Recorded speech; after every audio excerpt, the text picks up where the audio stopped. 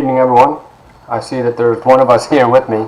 I'd like to know who that is. This is not a mandatory class tonight. I've decided that Thursday, or Wednesdays and Thursdays, will be conducted such that you can, hold on a second, let me get the lighting right in here. So such that you can work on the papers that are due on Sunday. And so I see everyone clicked off right away. But in any case, we do have the assignment coming. Let me get everything arranged here. I'm sorry. I was in another telecast this morning, so had to rearrange some stuff. But essentially, Wednesdays and Thursdays, I'm giving you time so that you can do the research for your papers that are due on Sunday. And those are explained in the announcements in class. Right? So there shouldn't be any problem with doing those. I'm not really cracking the whip over the summer, just simply for the fact that, one, this is designed as a live class, and a lot of people are migrating to a virtual community for the first time. And so, based upon that, I just want to be, hey, Monica, I just want to be cognizant of the fact that, you know, people are getting used to it, trying to find out where the messages are and stuff like that, which is fine with me, you know. So, however you want to do that is fine, and I'll help you out. I know I've been actually answering text messages now for the last hour and a half, almost consecutively, on questions pertaining to class, some good discussion stuff. For example, let me look up the name of the person. Someone asked me, typically I don't get these kind of questions, but I did get a question today what is the difference between culture and between society? And you know, Introduction to Sociology discusses that, but I didn't discuss that specifically, and I don't see that. Angelo, his name is Angelo Lopez, and I'll just give you the answer to that. Hey Rose, I'm sorry. My glasses are all wet because I was walking out in the rain. I can't see the screen clearly or what have you. But I'll just give you a quick definition of the both. And he wanted to know why is it important to understand what culture is, and why is it important to understand society. And I think that one of the things I want to talk about tonight as a social problem is taking a look at policing, the public perception of policing, taking a look at excessive force as it's being portrayed. And we've had a couple three very troubling cases here in the last, within the last 3-4 weeks. One obviously up in Minneapolis, another one up in Louisville, Kentucky, and then another one here just recently in Atlanta.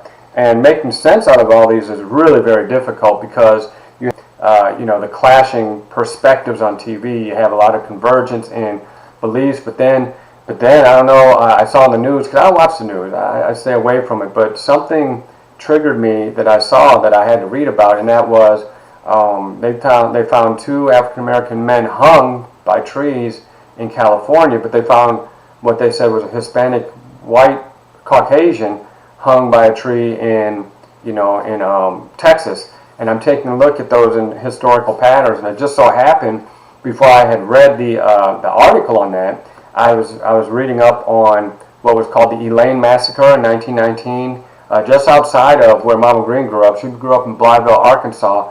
Elaine was just a little bit north, and it doesn't seem like something back in 1919 would have had an impact, but it definitely shaped the way that I've lived in terms of race relations, because of the fact that when she took a look at it, she was always fearful of me dying under certain circumstances if I didn't play my cards wisely.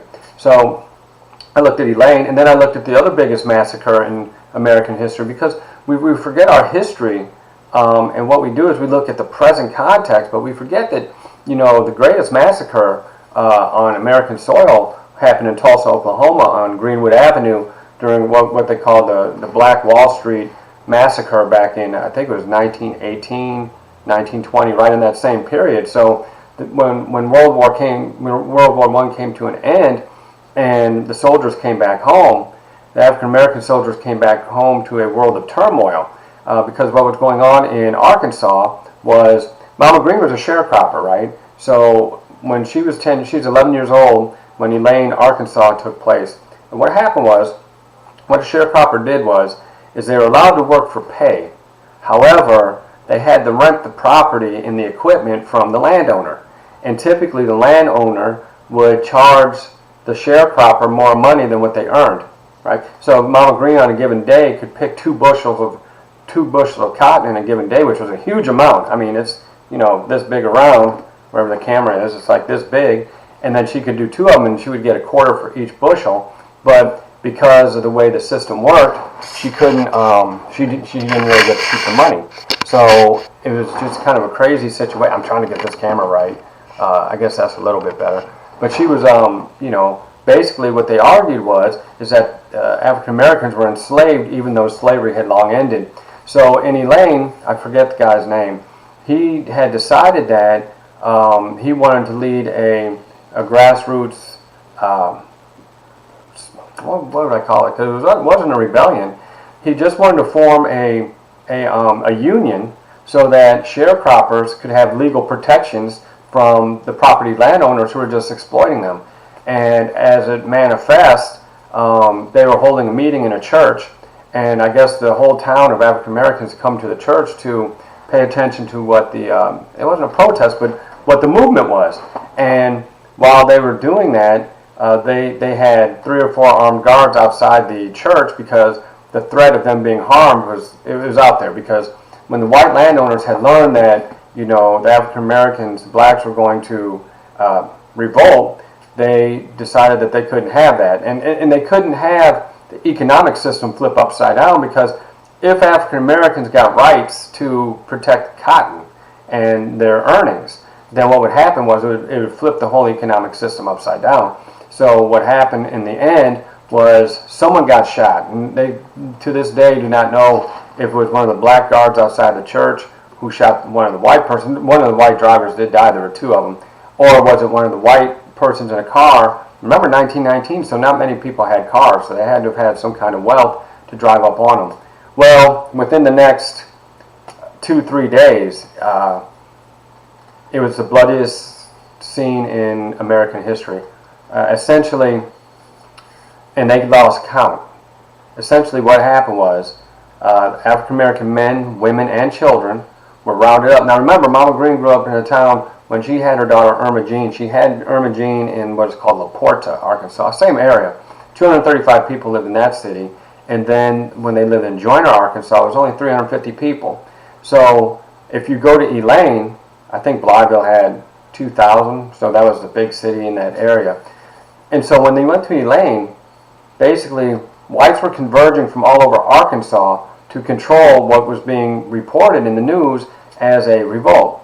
So what they did is they basically slaughtered everyone that they saw. They shot it, you know, with shotguns, the little boys, the little girls. They shot the women. They dragged off the men and they tortured them. They mutilated them, hung them, skinned them, shot them, did everything you can imagine. And then the final count, and it was bloody. There were 10 different locations in the town. Was it 10 or 20 hot spots where this execution took place? The irony is that there were 10 males who were African American in Elaine that were put on trial for homicide. And what they did was they rounded up everyone else who wasn't murdered, and they essentially took them to court, took them to jail, and essentially all of them got a death sentence for whatever crimes they were accused of committing. Well, as it turns out, the attorneys took them to, what happened was, the news got to Washington, D.C., and the Supreme Court stepped in to make sure that the Constitution was being followed. And what they found is that the constitutional rights, because they weren't given attorneys, they weren't given any kind of, you know, right to cross-examination, they weren't given any kind of right to weigh out evidence, and the Supreme Court stepped in and prevented the executions from moving forward. So when we take a look at the overlap between society and culture, just to answer that question, culture is a system of beliefs that is designed to meet needs, right? The belief system, the values within a society, the values within a subcultural group, the values within a family. Those are cultural components, right? So we're looking at belief systems. Society is overlapping social institutions, and a social institution is a structured pattern of behavior that is designed to meet basic human needs. So you and I have the basic human need to exchange goods and services. So you work for money, and then you pay me money for the good or the service that you want, and I give it back to you. So that's it's an exchange economy, but it meets our basic human needs, correct? So we take a look at that, and then there's a family institution, which is designed to reproduce the population and then pass on and socialize kids into societal structures. Education passes on knowledge, right? So the institutions are structural that are designed to pass on the ability to maintain, and it gives us our social location.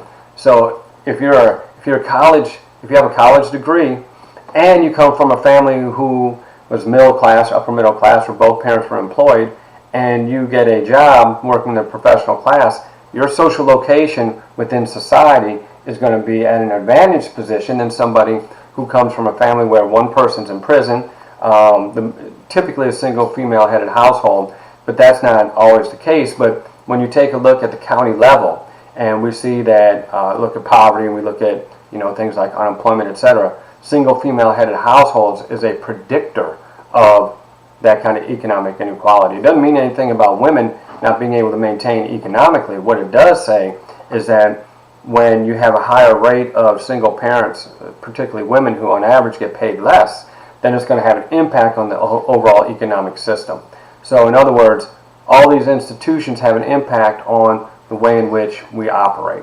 Structure, it creates the context. So that's culture and that's structure, but we can take a look at how those play off of each other anytime we want, when we want to take a look at a current social problem.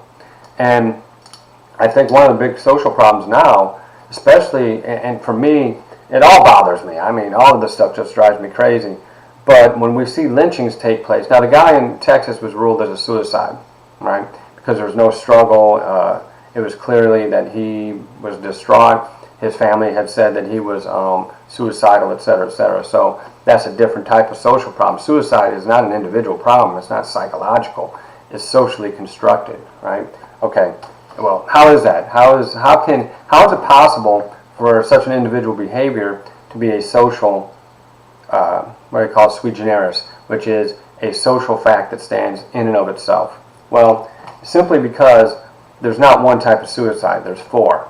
There's anomic suicide, egoistic suicide, altruistic suicide, and then there's, what's the fourth one? According to Durkheim, I can't think of it right offhand. But with egoistic suicide, here's what happens. When societal structures and systems start to break down, what happens is people feel like failures. And when they feel like failures in the economic system, within the division of labor, they kill themselves because of the fact that they're experiencing anomie. So if there's massive structural change in society, then anomie will lead people into killing themselves. Egoistic suicide is where a person feels like they're broken from the culture, that they just can't fit into the culture. And because they can't fit into the culture, then what happens is they kill themselves because they failed to fit in, right? Then altruistic suicide is kind of like the kamikaze pilots for Japan, or you can say the terrorists that landed in 9/11 when they took out the World Trade Center. And altruistic suicide is where you are so deeply embedded in the belief system of a cause that you are willing to take your life to further the cause, right? So you're so embedded to do good for the nation that you go ahead and kill yourself. And then the last one is such a rare one. I can't think of it. Fatalistic. That's it. It's fatalistic. That is, there are groups of people who see the world as such a negative place that there's no way that they can ever fit in. And that overarching sense of negativity, that fatal feeling, is the fourth way to commit suicide. So if we were to take a look at the patterns of suicide and who does it and who doesn't, when we're taking a look at teenagers who commit suicide, which is happening because of cyberbullying, right? We're talking about egoistic suicide. So when the young people are doing it, we can't just say it's the same type of suicide as those who are 45 to 54-year-olds who are white males, because it's a different structural phenomenon tied to different cultural type of beliefs. So when we're seeing that cyberbullying and we're seeing all those kind of things take place for those who are 14 to 19, which is tragic, right? I mean, you're really at the beginning of your life, but you feel so broken by the cultural bullying that life isn't worth living. That is your egoistic suicide. For white males who commit suicide between the age of 45 and 54, it tends to be anomic. That is, for example, you've worked your whole life, you've done everything you're supposed to do to succeed, then all of a sudden society changes, you lose your job, you lose your retirement, you lose your spouse. White male in particular, it's hard to go back and get a job getting paid less, and what you see is that breakdown in the norms, anomie, leads to the suicide. Now, why is this kind of stuff important? Because what seems like an individual behavior is in fact tied to structural conditions. So if we want to understand these kind of patterns, then it's really worthwhile to understand the underlying structural features, because solving teenage suicide is a lot different than solving suicide among those who are 45 to 54. And by the way, those who are over the age of, I think, 75, they have one of the highest rates of suicide too, and it's because of the same thing. It's egoistic suicide. All the social relationships have broken, no one left to turn to, this overwhelming sense of isolation when you're supposed to be socially integrated into the network system. Well, a lot of the persons who are elderly just say they can't go on, especially after they've lost a spouse. So when we take a look at behavior that seems so individualistic, we really got to understand that there's a broader pattern at play. And our problem over and over and over, I don't care if it's freaking sexual assault, I don't care if it's robbery or whatever the freaking crime that we're concerned with is, a child molester is a different type of person than a person who's a serial rapist, right? And a person who rapes, a different type of serial rapist, are those people who rape people that they know, right? Because they understand how to set up the scripts for sexual exploitation rather than force and control. So if you're going to try to analyze and do something about sexual assault, for example, it's a different structure, right? It's a different structure to be a pedophile than it is to be a serial rapist, right? Than it is to be a power control rapist. So when we take a look at rape, our problem is we tie it all together, when the fact of the matter is it's a different expression of a different location within a cultural belief system and a structural position. So my whole thing is this. Our problem that drives me crazy, and I don't even know who I'm talking to right now, but it's just you and me. It's just you and me. Our problem is our over-reliance upon the media for all of our attention. Because the media, it basically does a couple things. Their primary obligation, or their primary pattern, is they always want to make criminal offenders look like there's something wrong up here. They're exceptionally mean, they're depressed, they're angry, they have mental psychosis, or sociopathic, psychopathic, or whatever it is. We portray them that way, and we do this with murder all the time. I mean, geez, everything you watch on TV, right? Here's a distortion, right? So you watch TV, and we think about lethal violence, and we talk about gun control or whatever.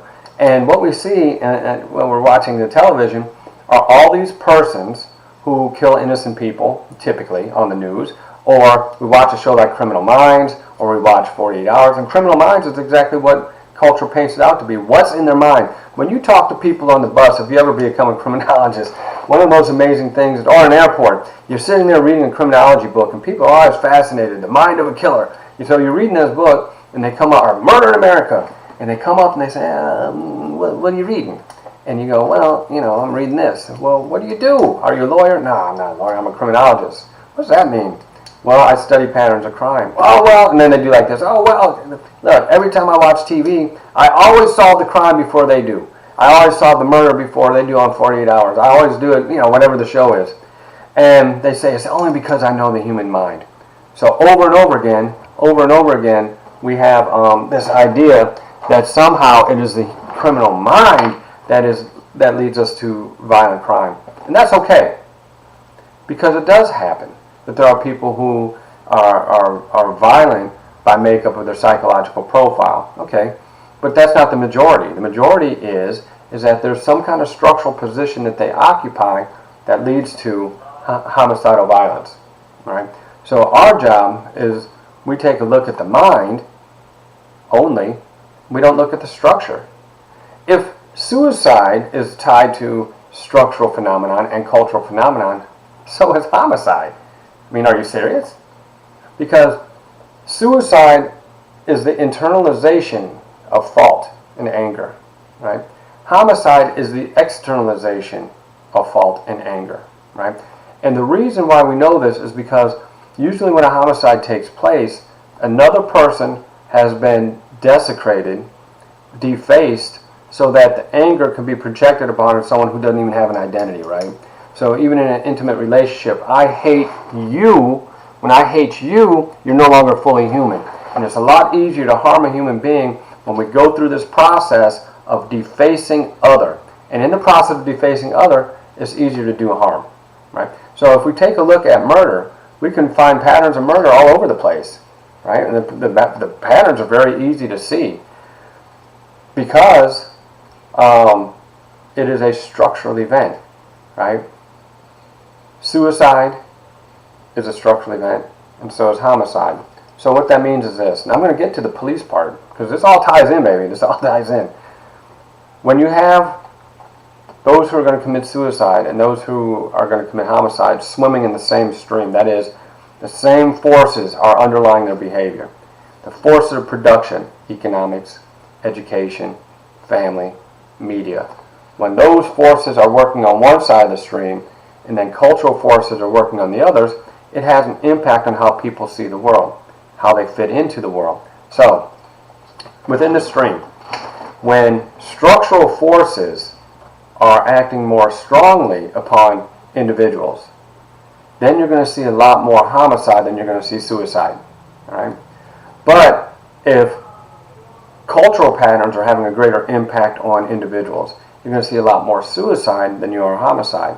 So now let's get down to the real basics here. You know, if you take a look at homicide, I don't know, since 1930, we know that the rate of homicide was 10.5 per 100,000. It dipped down to about 4.5 per 100,000, maybe 4 per 100,000 in the 1950s.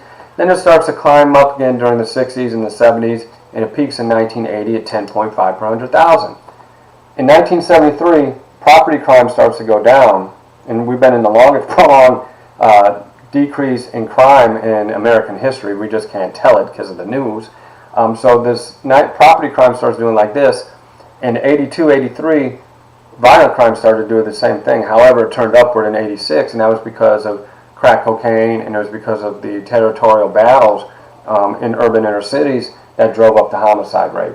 Namely, by young persons between the ages of 16 and 24 who are urban, disproportionately African American, lower levels of education, the whole 9 yards, right? All the structural conditions were ripe for it. Then you throw in this drug in which people can make a lot of money in a place where unemployment was 45, 50, 60% for that category of person. Well, it was just a job. It was just a job like anything else. It was a lethal job. But what happened was the homicide rate turned back up, and it hits another apex in 1992 at 10.5 per 100,000.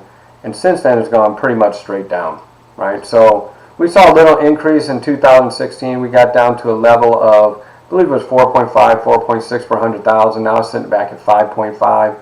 It's an increase, but overall it's still very safe in the United States, right? So we take a look at it, and the news would have us believe that homicide is much worse than it is, right? It's called the pestilence fallacy. The pestilence fallacy is this notion that in every generation, the rate of crime, the rate of homicide or whatever is worse than the past generation. So our grandparents say, well, when I was a kid, I used to be able to sleep with the windows open. We didn't have to lock the doors. Well, it depends on what year you were living in. If it was 1954, you probably could sleep that way. If it was 1930, you probably closed the window. If it was 1972 and you're a grandparent now, you probably had to close the door, right? It all depends on the generation. Now you don't have to, I mean, you do, right, of course. But you don't have to. It's as safe now as it was in 1954, basically. It varies by place, but for the most part in the United States, it is much lower. Now watch this. This is where stuff to me gets fascinating.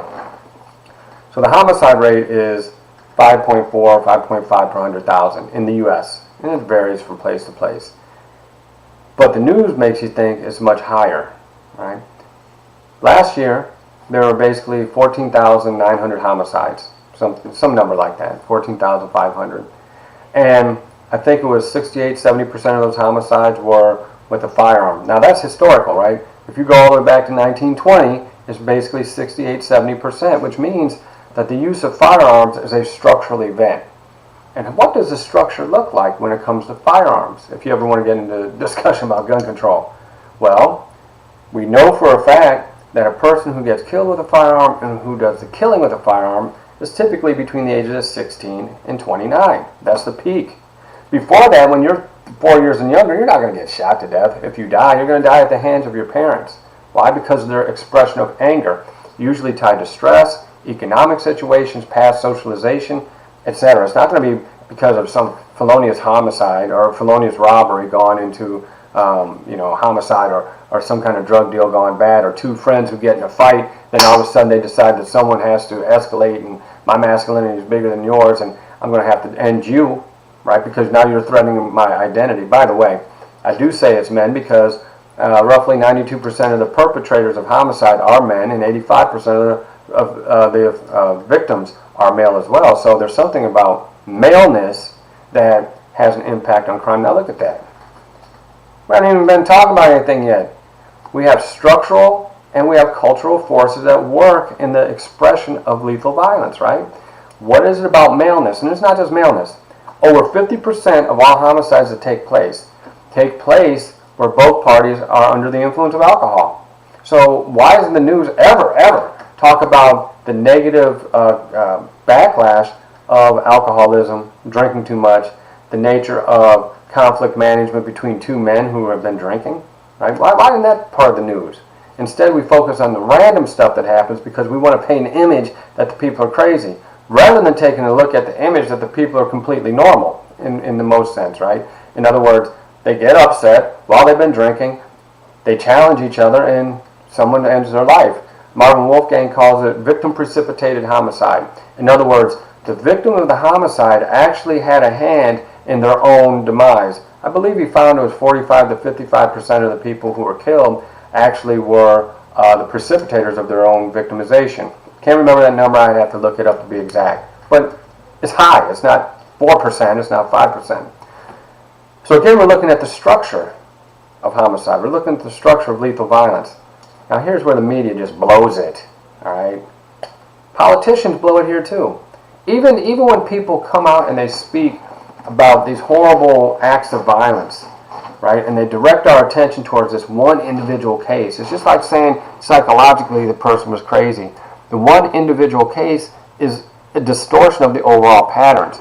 And when we focus on one case, we'll never be able to develop a policy to drive down homicide, because focusing on one case is typically what is called a celebrated case. And if we focus on celebrated cases, those are the cases that are way out here on the margin, that are very atypical compared to friends killing friends and men killing their wives, which is the number 2 category for people who know each other, right? Well, we're not addressing that at all. We're addressing, these random acts, and they're not random, but there's a pattern behind them, but these acts that are so rare that they become the icon of everything.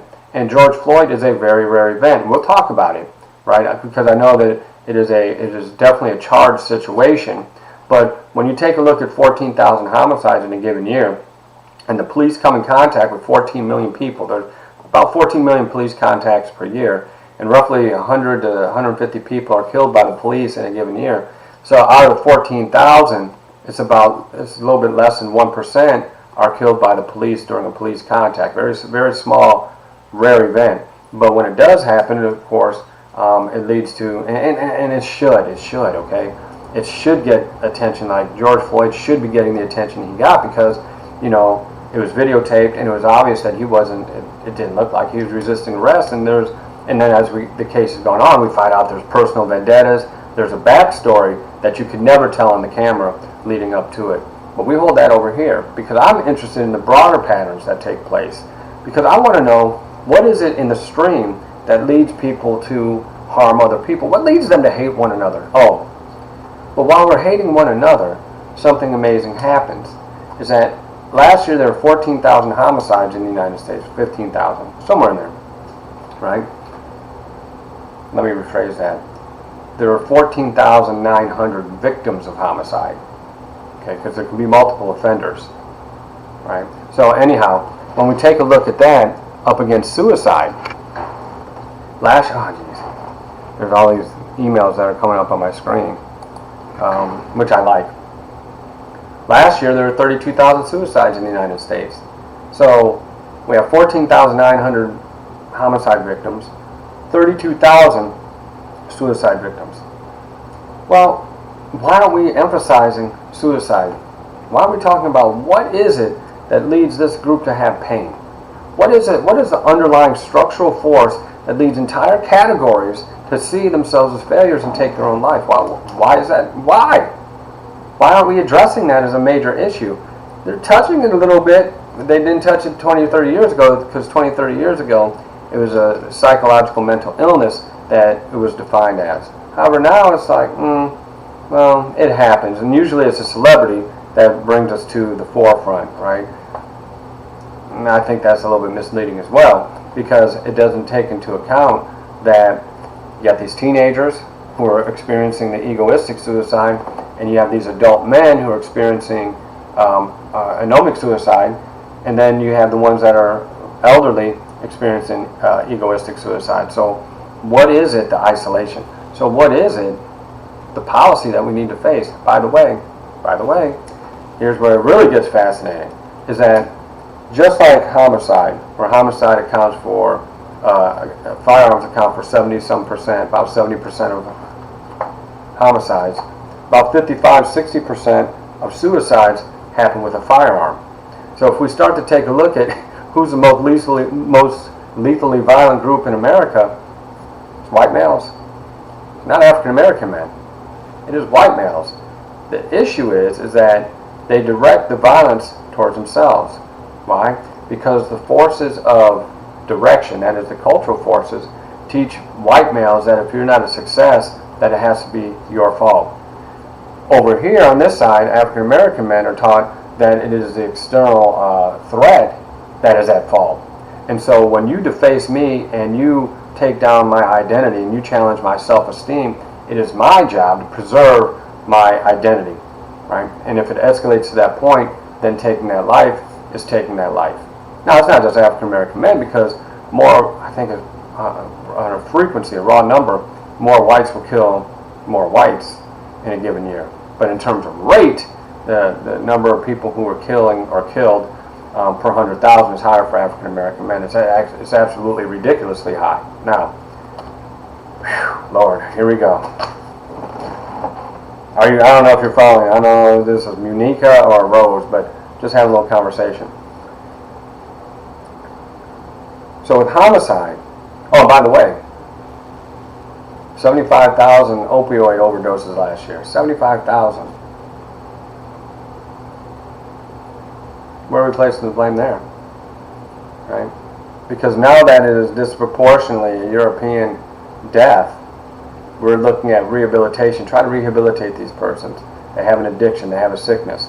But back in the 1970s, when African American inner city men were dying from heroin overdoses and also an opioid, we were putting those persons in prison. So they went to prison. This group gets rehabilitation.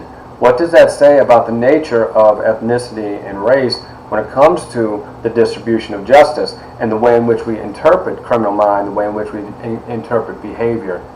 It's a different system based upon cultural stereotypes.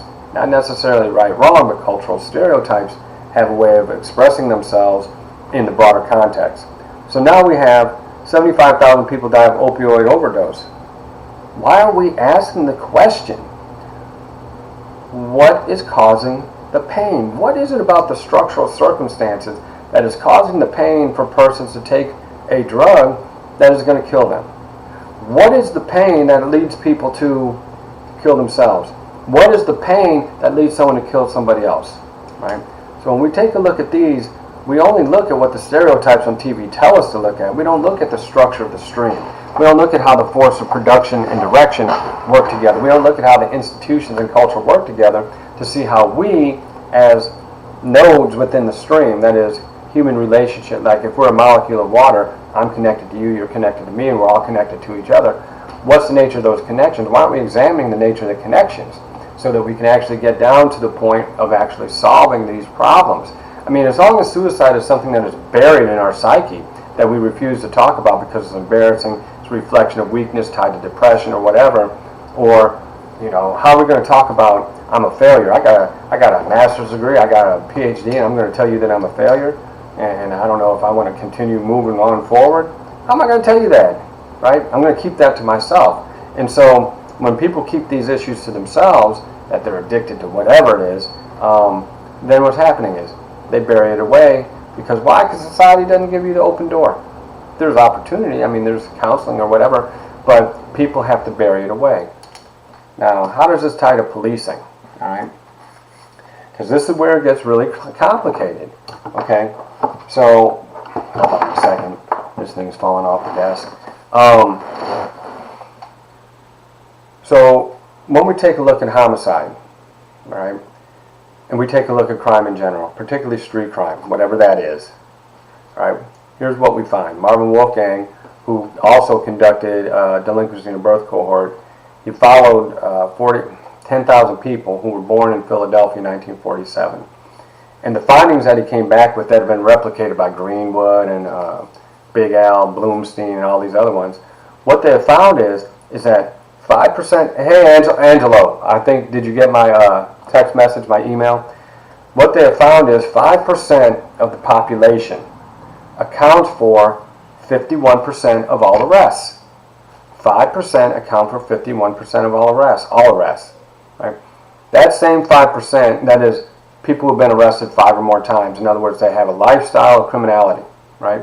The routine activities are built around crime. Now watch this. Here, this is how this stuff works out.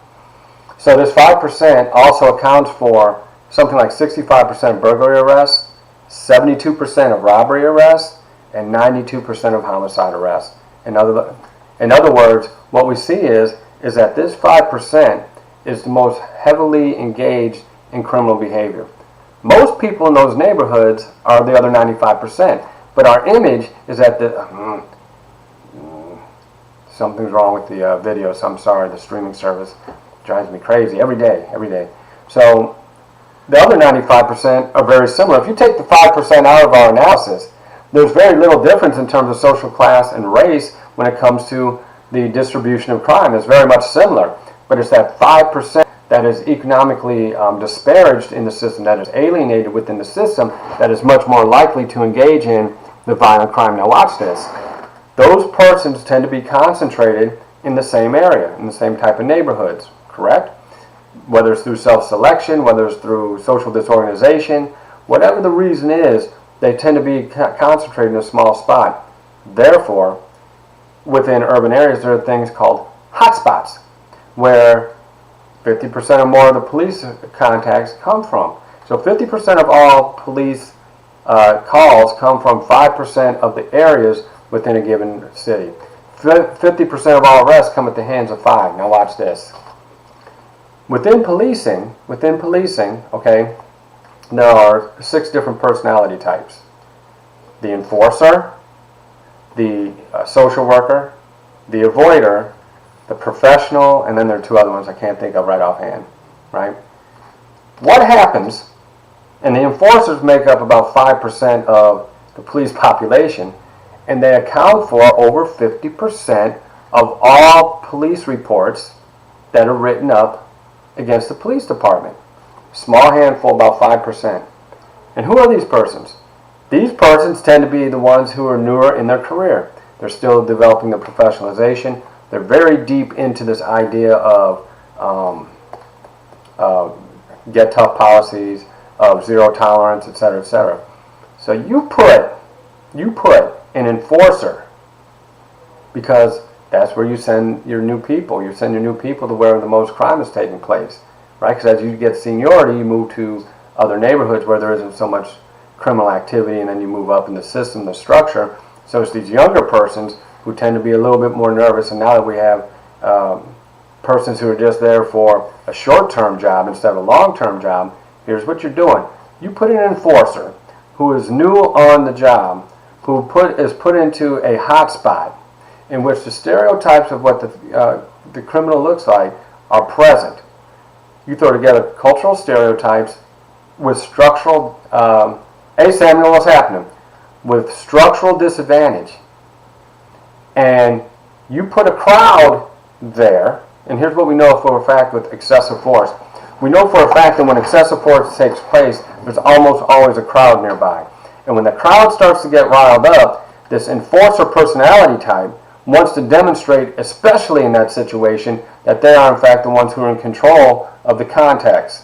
And as soon as there is threat or standing up to an authority, what's going to happen is the odds, it's not necessarily going to happen, but the odds of escalation take place. So if we take a look at the structure of police excessive force, it's not a random thing. You put a new person with an enforcer personality into a hotspot that is comprised of persons who have chronic criminal behavior patterns, and you put them all together. And there's a likelihood that when there's a crowd nearby and you have a public display of standing up for oneself, a present orientation, and an authority figure who refuses to back down, you have just ignited the odds of excessive force. And here's how we know it. We know that most excessive force cases take place under this circumstance because police, when they report when there's an excessive force case, you can look it up in the records. The first charge they put down is disorderly conduct, and then the second one is resisting arrest. They will almost always put that down because when you arrest or you are acting disorderly, you become a threat to the authority of the police officers there, right? And so when that happens, the authority needs to be supported and upheld. That crowd contagion is, I don't know about you, have you ever been afraid? You've been walking someplace and you get afraid and then all of a sudden your adrenaline kicks in? Or if you're a former athlete, game time's about to kick off, your adrenaline kicks in. You ever watch the Super Bowl? In the first 5-10 minutes, usually they're dropping the ball, they're throwing it wildly because their adrenaline is so pumped up that it takes them a minute to calm down. NCAA championships, whatever. It's the same here. Now you got a crowd, you got the contagion, you got all kinds of people, you got all kinds of masculine identity flowing, you got cursing, you got arguing, and if you have alcohol and drugs involved, you even got a whole nother level. And what happens? The odds, it's not the likelihood, but it's the odds of something taking place that occur. And it's in these circumstances that you often get a police shooting, right? And it's really very complicated because in a given year there's about 100 African American men who get shot by the police. I think it's 200 European men who get shot by the police, but very few people talk about the fact that roughly 350 to 400 police officers get killed every year in the line of duty. So when the news gets portrayed, the numbers and the patterns and the rates of how this happens aren't covered. Now here's what we know. The raw number of people who are killed by the police are white, the raw number, the frequency. But the rate is higher for African Americans, but the rate is highest for the police who are doing their job when they get killed by citizens, right? So when we're looking at this convergence in these hotspots, nobody takes the time to untangle what are the underlying forces and factors that are taking place. Okay, one, you know what, Angelo, that is actually a fantastic question. What should be done to combat excessive force in police officers? A couple things have already happened. One, societal change has taken place. So whether we're looking at homicide by citizens or homicide police, it's been a downward trend now since the 1990s. Right? It seems like it's a lot more, but if you really wanted to get down to where it was really bad, you go back to the 1960s and the 1970s where things didn't have a camera in the forefront. It was worse then. And you go back to the 30s, and we were talking about before you came in, the Elaine, Georgia massacre, or not Elaine, Arkansas, and the bloody Black Wall Street massacre in Tulsa, Oklahoma, back in 1920 by authorities. You would find that it is that unbridled power that is unchecked that can lead to excessive force, where in Tulsa 1,000 people got executed. 1,000 black Americans got executed. Their whole entire Wall Street, because it was a very thriving community, got burned to the ground. The houses got burned, the business, everything got burned down to the ground. Tulsa to this day still suffers from what took place then. 247 people executed in Elaine in 1919 because they wanted to create a union so that they could be protected from landowners from the exploitation of sharecropping. So those days don't carry on any. Structurally, they don't. Doesn't mean the beliefs aren't there, right? But the expression and the social controls, because policing has evolved and changed, has certainly shifted. But Angelo, to answer your question, the major turning point in the United States really was the Rodney King incident in 1992, because leading up to that point, we had a major debate. Should we follow Get Tough, and should we be a traditional policing force, which is law and order, right? You break the law, we create the order.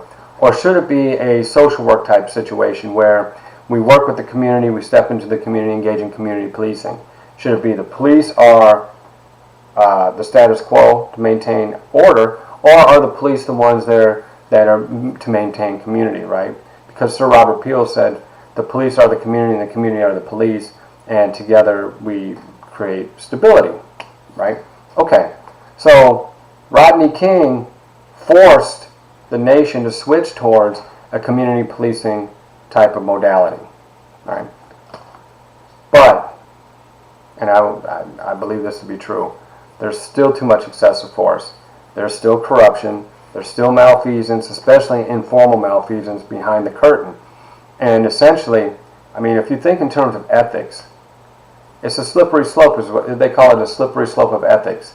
If I go in to a convenience store and you give me a donut and a Coke, right, and I'm a police officer, they say that starts the slippery slope of receiving gifts from the community. But on the flip side, your presence in the convenience store provides a service to deter people from coming in and engaging in crime, right? So on the one hand, people say, well, if I have that and I stay here for a little bit of extra time, I'm deterring people from coming in here and engaging in crime. Others say, well, that's just showing favoritism.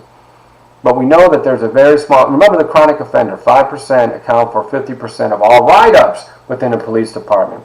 So there's a small group of people who are going to do things that are kind of shady. The other 95% are going to be really pretty good at what they do. But 5% are going to walk that tightrope. 5% are going to be enforcers. So here's what we've started to do here in Miami.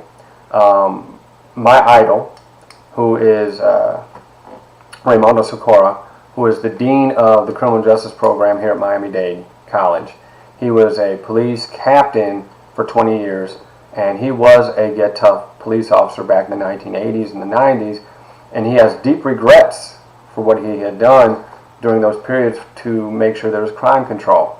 And a few events happened later in his career, and he realized that what he was doing was wrong. And so he wanted to be a part of the solution, knowing that he had been a part of the problem. So what he has created, and it's magnificent, is a system called procedural justice. And what procedural justice is we're now, it's a statewide mandate. It's a statewide, and it doesn't always been followed, right? But the mandate is that police officers must be transparent in their behavior. They must give a voice to the offender, even if they're completely wrongfully, they're wrong in their actions. They still get a voice. It's still transparent. They still get treated with humanity, and they get treated with fairness, right? And what has happened is that by changing the culture of how police officers interact with people in the community, not just community policing, because the police are still on the banks in community policing. They're walking around saying hello and finding out what's going on and all that, but they're not a part of the stream. See, when they enter into the stream with the community, this is what's happening in Liberty City. Oh, dang. Pen went flying. I hope you didn't see that. Hit my elbow on the damn table. God, okay. So anyhow, what they started to do, we in 2014, we created a program called Goals Not Guns, because crime had just started going back up a little bit around that time. Well, homicide it did. It had started going down in Miami. In the year 2007, the homicide rate in Miami was 19.7 per 100,000. By 2009, it was about 14 per 100,000. So it was going down, and the stream was changing the flow of homicide in Miami. And then some change happened. It was a massive change, which I'm not at liberty to discuss because it's personal information that I have that I can't talk about publicly. But there was a change that pushed the homicide rate back up. Around 2014, we came in and we really started to press for what is called procedural justice, which is also this. With the procedural justice perspective, what we know is that there are people in the community that know more than we will ever know as a police officer in that community. They know which conflicts are escalating to the point where they could be lethal in the near future. And what we did this in Louisville, we did this in Columbus. We empowered former violent offenders who were very intelligent, who had communication capabilities for conflict management, who were leaders in the neighborhood and could actually pull aside persons who were in that neighborhood to have a conversation between combatants rather than letting it escalate to the point of death or assault or something like that. And then they had community organizations that they could go to for resources. So we trained the violence interrupters in where to get the resources. We provide, and the police are now playing kickball in Liberty City. You know, they're playing basketball. At first, I mean, it was like, what are they doing here? They don't belong here. But then as they become humanized, which is what procedural justice does, is it makes sure that the procedures are followed. There's no stepping outside of the guidelines of a criminal justice process model. It's always due process. The procedures are going to be followed, and they're going to be followed fairly. So what happens is that the police officers who are typically regarded as the enemy, like they are right now in the news, when they are a part of the community, not outsiders walking in, but when they become a part of the community and they show up consistently over time, and they provide for the transparency, and they provide an opportunity for people to have a voice, and they allow the leaders from within that neighborhood to lead without the fear of repercussions and be empowered to make decisions as to what's the best way to handle this. It gives these persons, these chronic offenders, an opportunity to explore a different methodology than homicide. And here's what's happened. So in 2014, the homicide rate was going back up, and I think it hit 17 or 18 per 100,000. It should have been going down because it's going down nationally, but it curved back upward. And then we came in and we made our pitch to the commissioners because there was a homicide over in on Caliocho, and it had all kinds of attention that the kids were getting slaughtered. And what we found out was that it was over dramatizing teenagers getting killed. But what we did find is that those persons between 19 and 24 were absorbing a lot of homicide. So because they weren't given the opportunity to engage in maturational reform, which is get a job, complete their degree, or their bachelor's degree, their high school degree, have relationships, because relationships are tough when you don't have income, right? When we address unemployment, income possibilities, etc., right? Then we could address the slaughter of these young persons between the ages of 19 and 24. It wasn't 16 to 18. It was higher than the national average, but it was far lower than what was expected. It was 19 to 24 that was really absorbing it. So what we did was, while we were doing a different communication system with the police within the neighborhoods, we also had to work with the neighborhoods and outside employers to figure out a way to create an employment structure and some entrepreneurial opportunities for these communities that were absorbing a lot of the hotspots for homicidal violence. So here's what happened. In the year 19, why am I back in 19? Wake up, baby, it's the 2000s. All right, so in 2019, God, my nose is itching. I must make a kiss a fool tonight. Well, who's that going to be? Anyhow, whatever. So last year, the homicide rate in Miami, that doesn't mean, Kendall. I mean Miami, the city of Miami proper. The city of Miami hit a homicide rate of 9.1 per 100,000. It was 50% less than it was in the year 2007. It was also, what's that, about 30-45% less than it was in 2014. So by changing the way in which the police operate within the context, it allows people to see them not necessarily as the enemy, because what happens is more calls start going to the police, more casual conversations, and it seemed like real people dealing with real people instead of us versus them. So the real issue that the police really have to confront is us versus them. This current climate is completely destructive to any kind of headway that the police have made. And if you notice during the protests, you will notice this. Some of the police officers are actually marching in protest to what took place in Minneapolis with the people who are rebelling, right? And what is that? Except that it's procedural justice, right? Because most of the police, and this is my opinion, I know tons of them, most of the police are very good people trying to do the right thing. They make mistakes, you make mistakes, you engage in deviance, they engage in deviance. But our concern is that 5% of the enforcers who are placed into hotspots where 5% of the population, chronic offenders, are located, that engage in 50% of all crime that leads to an arrest. We had to disentangle the communication system between groups. And once we started disentangling the communication system, and we start saying that you are us and we are you, just like Sir Robert Peel has said, then what happened is the rate of homicide went down. 10-20 life wasn't what drove down homicide rates. When 10-20 life, oh, for those of you who don't know what that is, 10-20 life is that if you have a firearm at the scene of a crime, you get a 10-year sentence, right? If you pull out the gun, you get a 20-year sentence. If you pull a trigger, you get 25 years. So it was a get tough law that was designed to deter people from using firearms and, the use of homicide.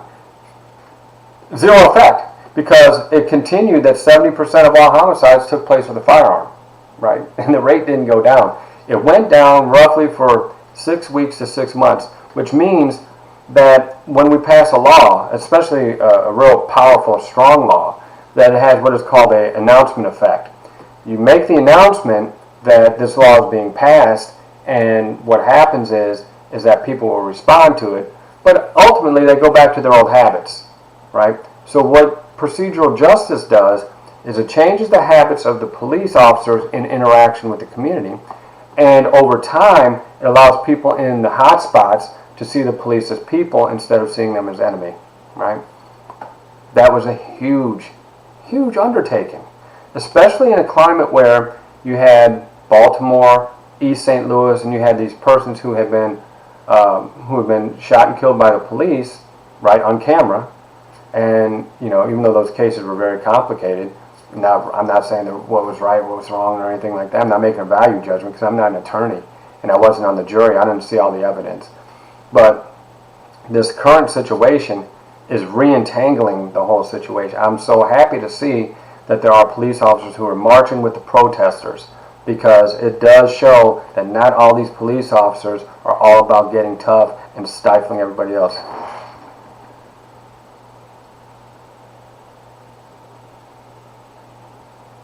All right, Angelo, let's see here. You said, also forgive me if I have a misunderstanding of concepts. I'm still fairly new to these readings, but one of the things that I noticed while reading Democracy in America is, what is it?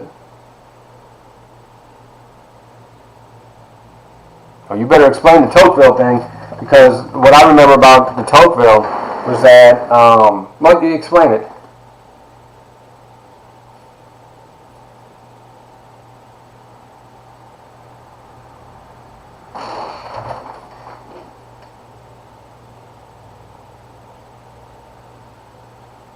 Well, that's certainly, what you, first of all, let me say this.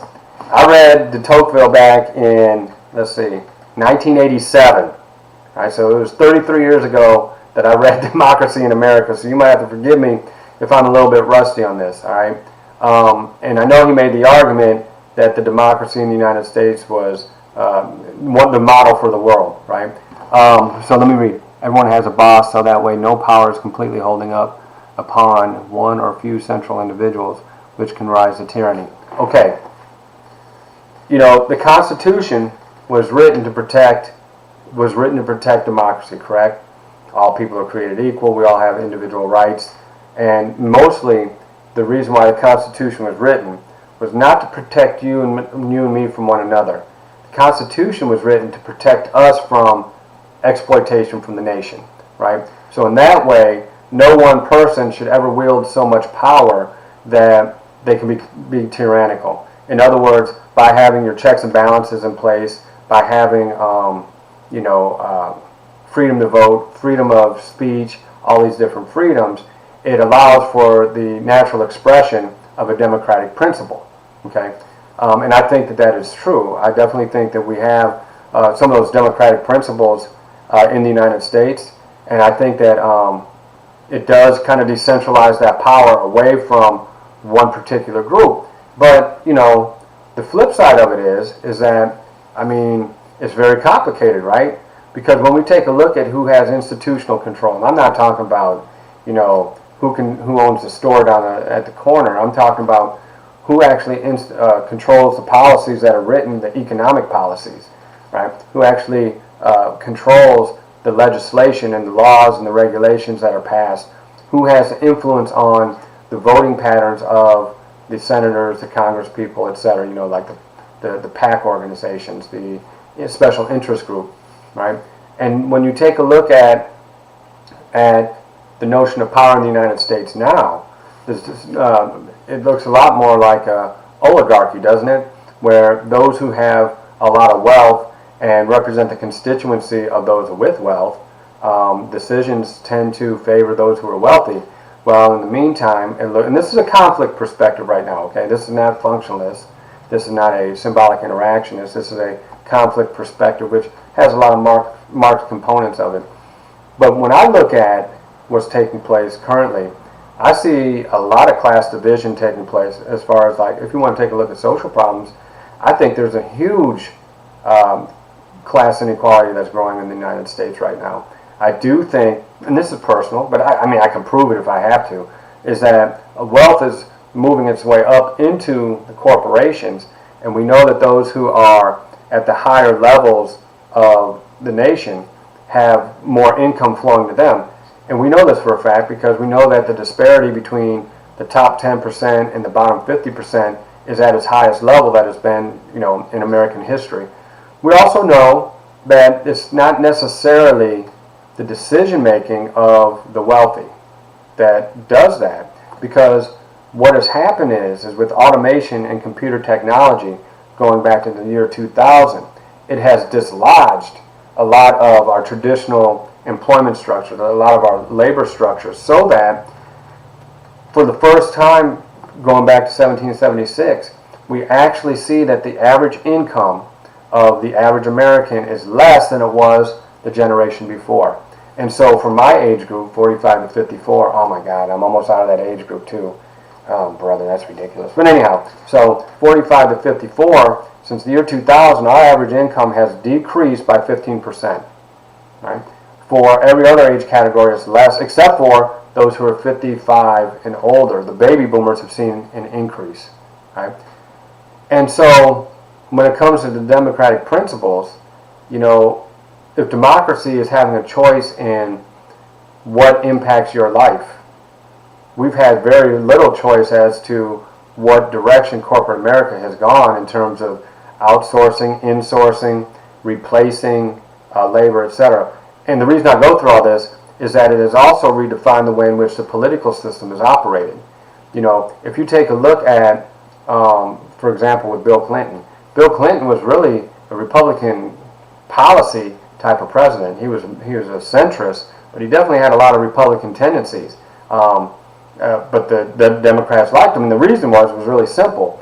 Whether it was because of him or whether it was just because of the time frame, with the rise of computer technology, right, and heading in towards the internet, the economic system changed, and things were really good in the 90s. From 92 until 98, it was a really good place to live. I mean, jobs, there was full employment, people were making a lot of money, there were a lot of shifts, the housing market was exploding, and he had a lot to do with the malfeasance that led to the market crash in 2008 by allowing no-doc loans, the whole thing. But in any case, if democracy is equal representation for everybody and everyone has an equal voice in what happens to the nation, then I don't think that there's equal voice distributed throughout the country. I think that the voice of those who have the wealth to control the institutions have a whole lot more influence than we ever will. But I do think that the current protests, even though I'm not 100% in agreement with it because of the statistics that I cited earlier, I do think the protest is really good in pointing out that there are inequities that need to be addressed. And I really think, and I do believe this 100% with all my heart, that if those with power don't address the inequities, the transformation of what's going to happen in society over the next 20, 30 years is going to be so dramatic that we won't be able to predict what the outcome is going to be. And Part of that has to do with the fact that the education system is built around an industrial model going back to the late 1800s, but now we really need a more entrepreneurial model, right? The question is, why? That's because those who have the policy control hold on to traditions, because those traditions is what's embedded in the historical tenets of a democratic system. Let me see.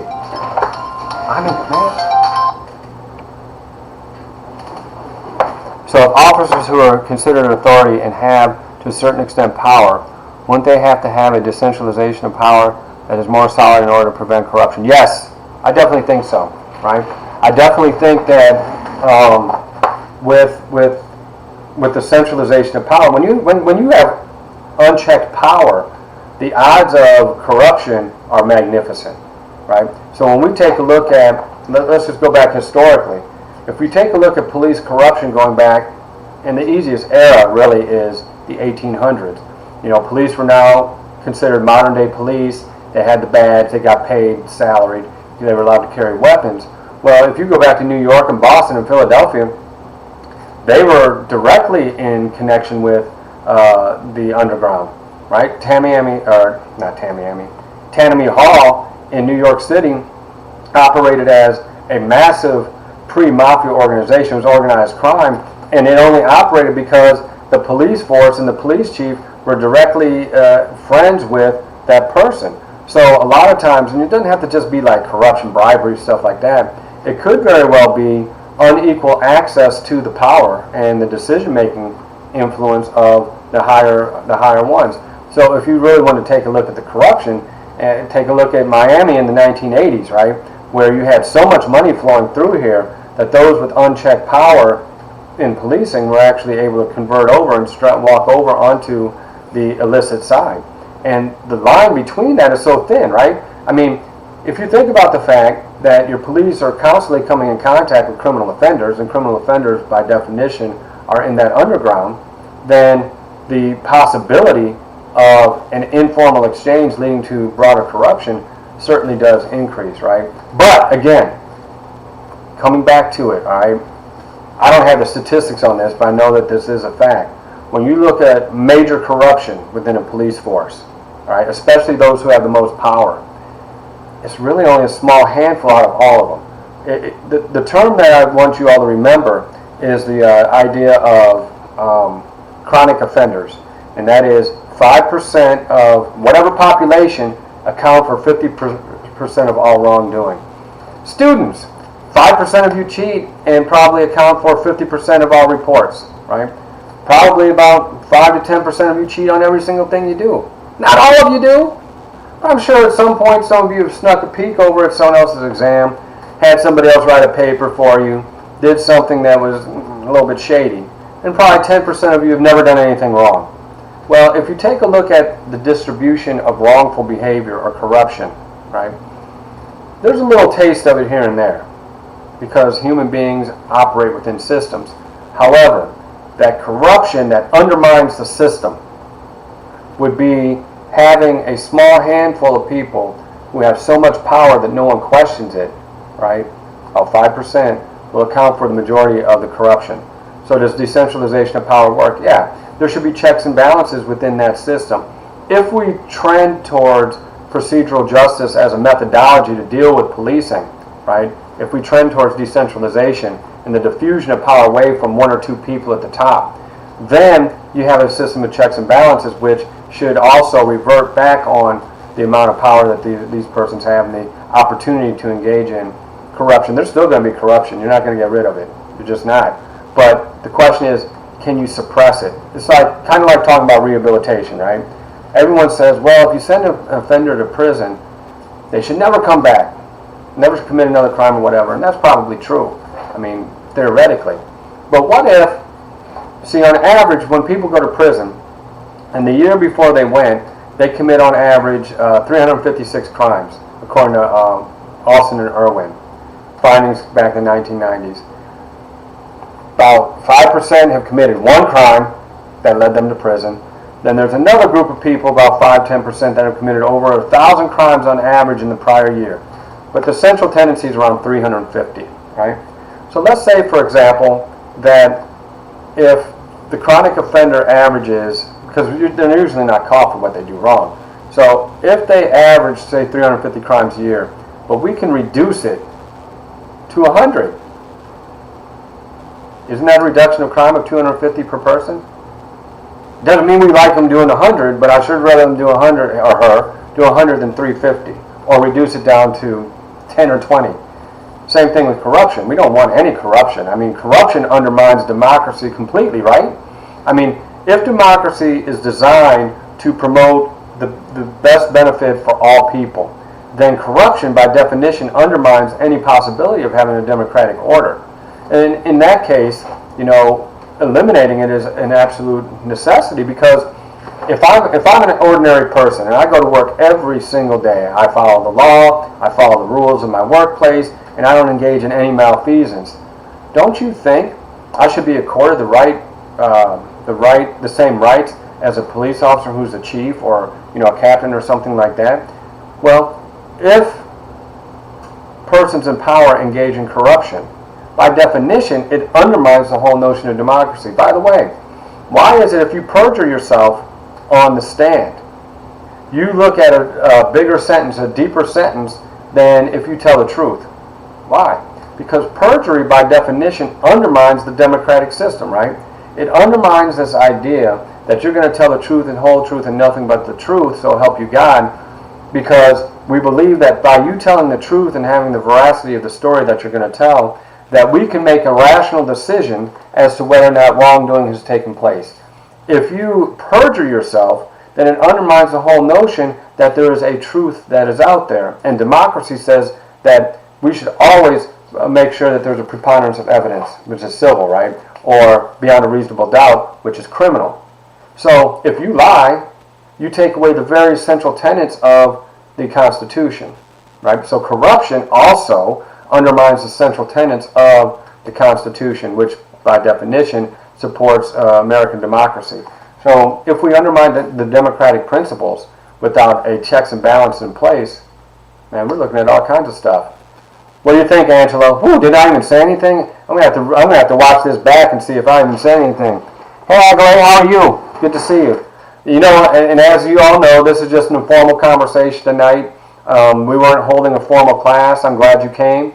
I just thought I'd give a little talk about a social problem with the policing and stuff like that, but it is a very complicated problem. It's not just enough to say that we saw a police shooting, or that we saw, and you know, it grosses me out. I mean, I'm not happy with what I saw when they put his knee on the neck of George Floyd.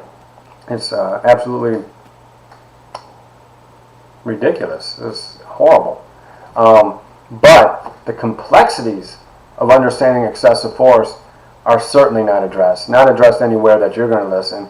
It's not going to be addressed on CNN. It's not going to be addressed on Fox. If anything, it's going to be political banter using a specific set of ideological beliefs to demarcate and try to create a cultural boundary between the two factions, when the fact of the matter is, you know, at the end of the day, whether you're conservative or you're liberal, both sides are true, and both sides are wrong. The problem with ideology, political ideology, when it comes to crime control or whatever it is that they rest on faith and not on facts.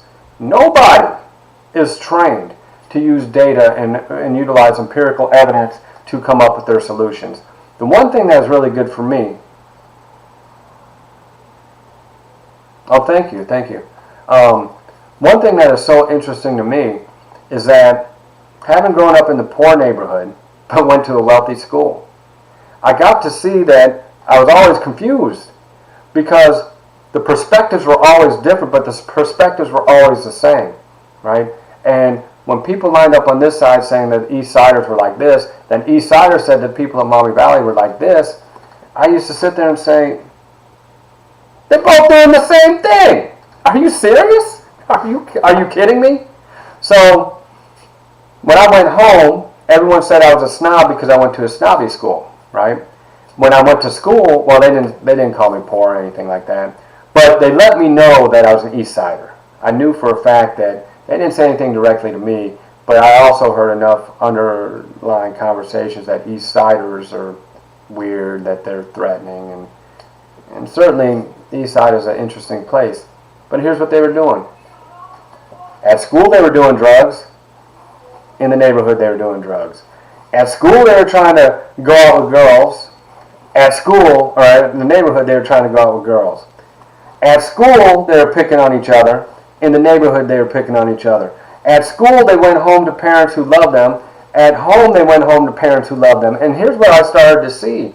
I started to see that even while all these people had these differences of opinion based upon social class, largely racial background, ethnic background for sure, while I was watching these people with all these differences, I kept coming back to what Mama Green used to always tell me, and that was, people are more the same than they are different. Everyone's a little bit crazy, baby. And I'm like, let me think about this. And I'm watching my friends at school, and then I go home, and I look at myself, I'm like, oh, okay, so everyone is a little bit crazy. And then I start to take a look at the language system, or in other words, the treatment of one another was very much the same. The difference was the cultural capital, the language system, the professional language system. We had a lot more slang in my neighborhood, and we had a lot more formal conversation at school. In the neighborhood, we talked about sports all the time. We talked about girls, we talked about, I didn't, they did, they talked about drugs, but sports was so central. Over here, we talked about sports, we talked about girls, and we also talked about college. So that little difference, right, between talking about college and not, meant all the difference in the world in terms of cultural capital.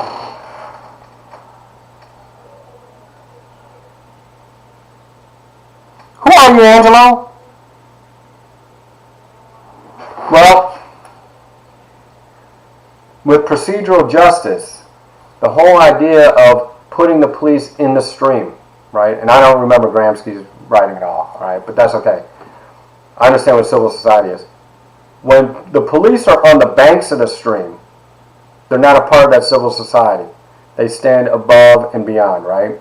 They stand with the power and authority to make people do what they want because they have the power to do so. When they're integrated into civil society, as they would be with procedural justice, then that integration into the civil society allows them to run more effectively and efficiently with persons whom are being policed. So, in that sense, I think it has to do with, are you using a control model or are you using a procedural justice model? Because a control model is definitely that they're above. They're the overseers of civil society, right? They're the ones that make sure that the status quo, the legal status quo, is supported, and make sure that the legal status quo is in check.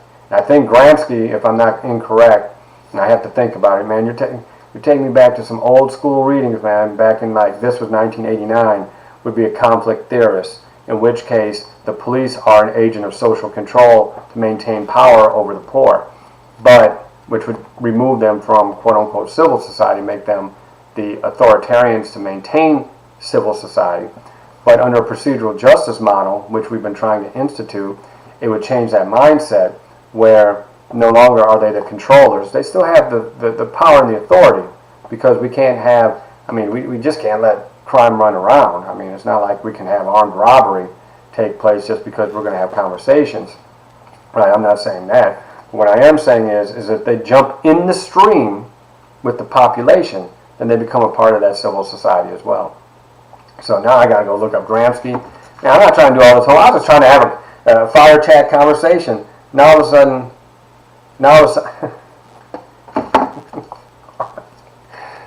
sorry, somebody just asked me for money. It's like, are you serious? Why is everyone asking me for money? Don't you know who I is? Dang it, man. So, did I answer your questions, Angelo? As a matter of fact, let's see, this is social problems. This is social problems. And in social problems, I think I gave you the opportunity to choose a movie of your choice, right? I'm going to let you do this. I'm going to let you do this, Angelo. You had one question about decentralization and democracy, right? To keep power in check so it doesn't become tyrannical. And then you have a question about the police and civil society. Why don't you just do a little research on that.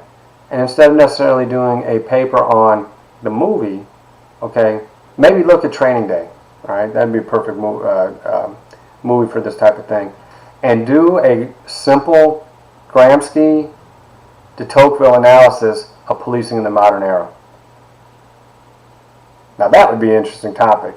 I will let you go off script and do that so that you can answer those questions yourself. And the old man can learn something, because I think I answered them correctly, but I have to go look this stuff up, and honestly, I got to finish this report, and I got until, I think, Saturday. I asked for this extension to Sunday. It's now 70 pages, and I still have 60 to write over the next 3 days, so there's no way I can go look up anything besides what's flowing out of my head. But does that, you all, okay, everyone's here, let's see here. We have Rose, Aguilé, Angelo, and who was the other person that was here? Let me scroll back up here. What did you think of our conversation tonight? Did it make sense? Was it something that was worth talking about? What are your thoughts? Okay, go ahead and do that, Angelo. Done. See, this is what I try to do, right? I can give you an assignment, but I'd much rather you have control over your thinking and ideas than me have control over your ideas, because at the end of the day, sounds like you have some questions that a legal mind might have, and perhaps you need to start exploring the possibility of going to law school, because those are law school type questions. And so, since I turned down an opportunity to go to the University of Pennsylvania back in 94, 95, I can't, I can't answer legalistic questions. What you need to do is take Leah Sheaf. Well, I'll tell you what, Leah Sheaf, now, she's the bomb when it comes to law and these kind of questions. She's just the best. So if you want to take her, and if you want to know more about policing, like I know about it, but I'm not. Take a class with Cindy Buckholz. Cindy Buckholz was a police officer for 20 years, and she knows. Oh my God, she's a fantastic teacher, very organized. She's a lot more cut and dry like this. Leah's a lot more cut and dry, and I'm a lot more whatever. I'm all over the place. However, I also know for a fact who's good at what they do, and so I firmly believe that you need to take them in classes. And Angelo, you need to take a look. I don't know, but your questions are very articulate. You need to start taking a look at law school. But go ahead and modify that assignment for yourself. But what do the rest of you think? Was it okay tonight? Because I just go off the cuff. I haven't used I haven't used notes now since I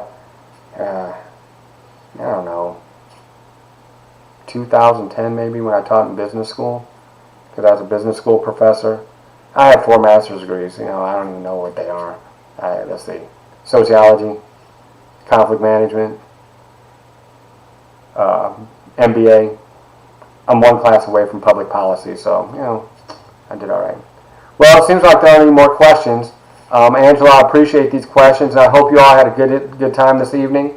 I certainly had a blast. So you all have a great weekend.